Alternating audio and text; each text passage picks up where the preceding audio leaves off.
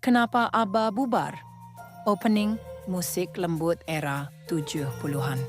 Halo pendengar, hari ini kita akan masuk ke salah satu kisah paling menarik dalam sejarah musik pop dunia. Kisah tentang sebuah grup yang bukan hanya terkenal, tetapi menjadi ikon global. Grup yang lagunya tidak pernah benar-benar hilang, meski mereka sendiri sempat hilang dari panggung selama puluhan tahun. Inilah cerita, kenapa ABBA bubar. Bagian 1. Awal kejayaan.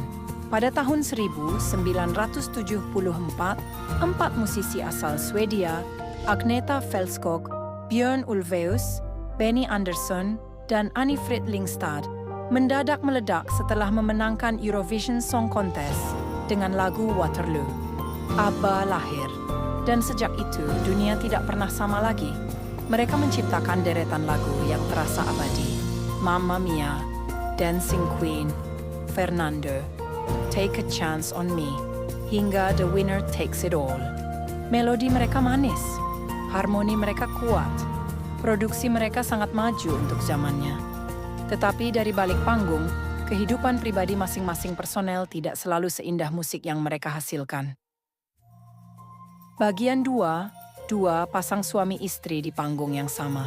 Yang membuat ABBA unik adalah satu hal.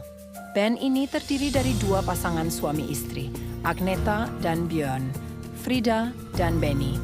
Di panggung mereka terlihat seperti simbol kebahagiaan ala Swedia.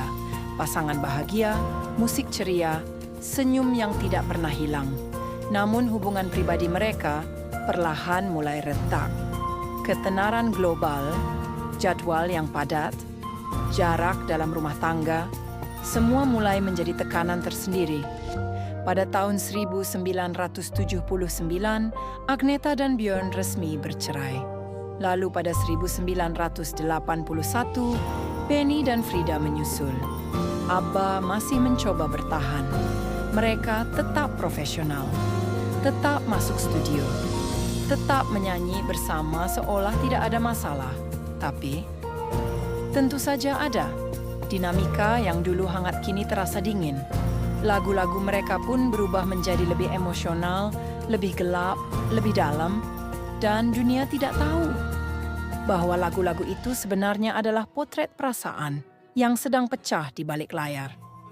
Bagian 3, The Winner Takes It All, dan nyanyian perpisahan.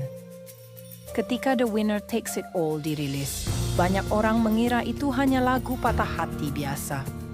Nyatanya, lagu itu adalah pengakuan terbuka dari Björn tentang perpisahannya dengan Agneta. Agneta membawakan lagu itu dengan suara yang begitu bergetar, begitu jujur, seolah dia menyanyikan kisah hidupnya sendiri.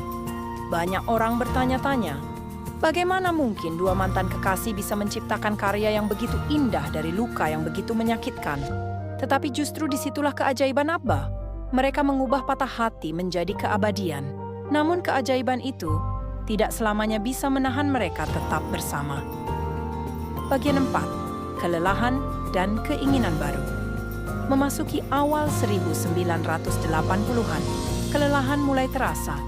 ABBA sudah bertahun-tahun melakukan tur, tampil, dan merekam lagu tanpa henti. Agneta ingin lebih fokus pada anak-anaknya. Frida ingin mengejar karier solo. Benny dan Björn ingin membuat musikal dan proyek besar lainnya. Setiap orang punya keinginan berbeda, menuju arah berbeda, dan grup yang dulu sangat padu, kini perlahan mulai renggang. Pada tahun 1982, ABBA merilis beberapa lagu terakhir mereka, The Day Before You Came, Under Attack, dan Cassandra. Lagu-lagu itu terdengar seperti surat perpisahan, melankolis, dalam, tenang, tapi penuh rasa kehilangan.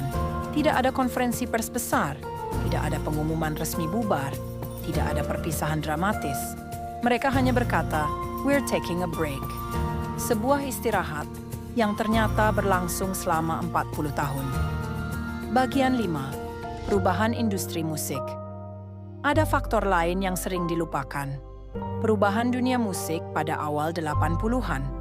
Tren mulai berpindah ke musik new wave, rock, dan synth pop. Kiblat pop tidak lagi sama. ABBA merasakan perubahan itu. Mereka merasa musik mereka mungkin tak sejalan lagi dengan selera pasar saat itu. Dan bukannya memaksakan diri, mereka memilih mundur, elegan, dan pelan.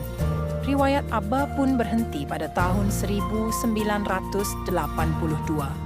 Tidak ada lagi tur, tidak ada lagi album baru, tidak ada lagi ABBA.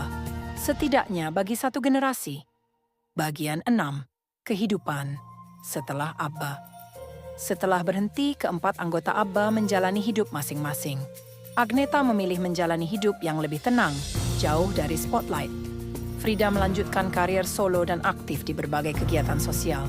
Björn dan Benny menjadi otak di balik musikal legendaris seperti Chess dan Mamma Mia, yang kemudian justru membuat nama ABBA hidup kembali. Walaupun tidak tampil bersama, mereka tetap berhubungan baik. Tidak ada konflik besar, tidak ada permusuhan. Yang ada hanya 4 orang yang dulu pernah bersama dan kini memilih jalan hidup yang berbeda. Bagian 7. Reuni yang tak terduga setelah 40 tahun. Dunia mengira ABBA sudah selesai selamanya. Tapi pada tahun 2021, mereka kembali dengan cara yang tidak disangka-sangka. Album Voyage dirilis, bukan sekadar nostalgia, tapi bukti bahwa keajaiban ABBA belum padam. Lalu hadir konser hologram Avatar di London, pertunjukan digital yang memanfaatkan teknologi canggih, seakan membawa kembali ABBA ke masa muda mereka. Ini bukan comeback biasa. Ini adalah cara ABBA berkata, kami tidak pernah bubar. Kami hanya berhenti sejenak dalam perjalanan yang sangat panjang. Bagian 8. Penutup. Jadi, kenapa ABBA bubar? Jawabannya bukan satu, tetapi gabungan dari banyak hal. Perceraian 2 pasangan, kelelahan, perubahan industri musik, keinginan untuk hidup lebih tenang, dan kebutuhan pribadi yang berbeda-beda. Namun yang terpenting, ABBA tidak bubar karena kebencian, tidak bubar karena konflik, tidak bubar karena amarah. Mereka berhenti dengan penuh kedewasaan, dengan sikap saling menghormati, dan dengan cinta yang mereka simpan dalam bentuk musik. Dan sampai hari ini, musik itu masih hidup, masih dinyanyikan, masih diputar, masih menemani kita di saat kita sedang jatuh cinta, patah hati, atau sekadar bernostalgia. ABBA mungkin sudah pergi lama, tapi suara mereka tidak pernah benar-benar hilang. Terima kasih sudah mendengarkan. Sampai jumpa di cerita musik berikutnya.